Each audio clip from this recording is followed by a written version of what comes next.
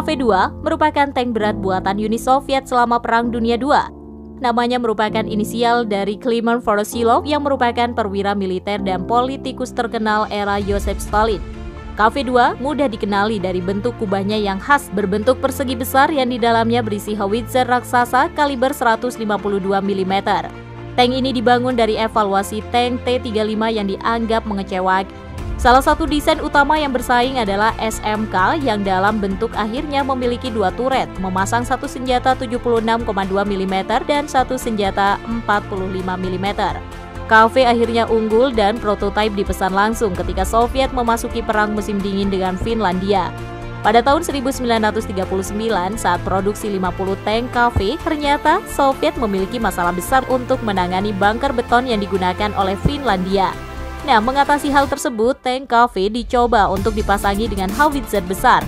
Akhirnya, Biro Desain Tentara Merah melahirkan dua varian tank KV, yaitu KV-1 dengan kubah kecil bersenjata meriam 76 mm dan KV-2 berkubah besar dengan howitzer kaliber 152 mm. KV-2 memiliki bobot 52 ton, lebih berat 7 ton dibanding saudara kembarnya KV-1, serta memiliki panjang 6,6 meter dan lebar 3,3 meter, serta bisa diawaki 6 orang. Meskipun bobot tank cukup berat, tetapi masih mampu untuk meraih kecepatan 28 km per jam dengan radius operasi 120 km. Senjata sekunder tank ini dibekali dengan dua senapan mesin DT kaliber 7,62 mm buatan tahun 1927 untuk pembelaan diri terhadap pasukan infanteri lawan. Di front timur, pasukan Jerman pertama kali bertemu tank ini saat pertempuran Rhesenai yang merupakan bagian dari operasi Barbarossa.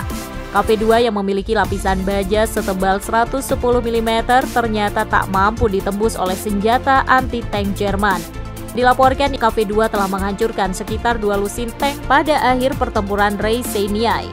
Dalam diary 11 tank Resimen Westmeath menggambarkan bagaimana jembatan yang dikuasai Erhard Rauss akhirnya dipukul balik oleh sebuah tank KV-2.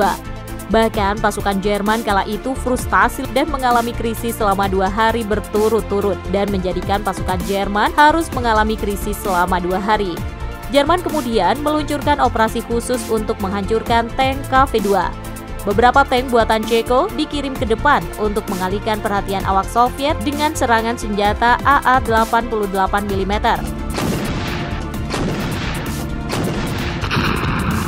Akhirnya, senjata tersebut mampu menembus tank KV-2, sementara pasukan infanteri mencoba untuk membuka kubah tank dan melemparkan granatnya. KV-2 akhirnya terdiam di tempat. Pada akhirnya, Tentara Merah mencapai sebuah kesimpulan bahwa tank berat KV-2 bukanlah senjata praktis yang dapat digunakan secara efektif. Kecepatan dan performa yang buruk dari KV-2 di garis depan membuatnya tidak cocok untuk dijadikan alutsista utama serangan ujung tombak. Akhirnya, KV-2 dihapus dari layanan militer karena tidak praktis dan mobilitasnya yang buruk.